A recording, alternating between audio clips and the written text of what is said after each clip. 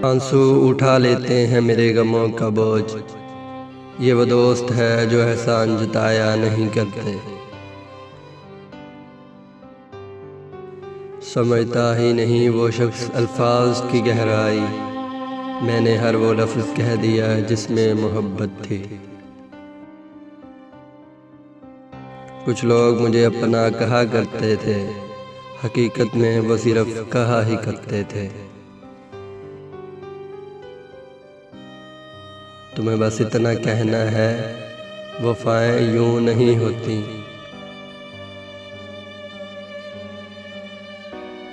उलझनों की भीड़ में लापता है ज़िंदगी।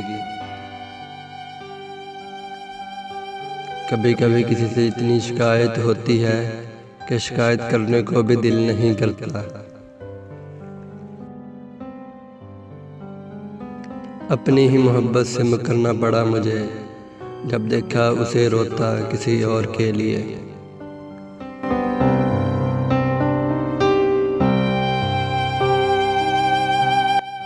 वो कहते हैं एक वक्त होता है कबूलियत का, हैरान हूँ किस वक्त नहीं मांगा उसको।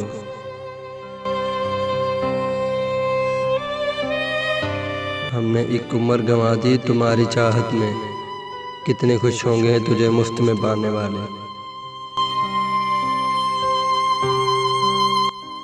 हमने बहुत कुछ सीखा इस दुनिया में, ना सीख सके तो बस किसी को भूल जाना। कहा था ना भूल जाओगे, सोचता हूँ बना ही डालूं एक फिरका उदास लोगों का।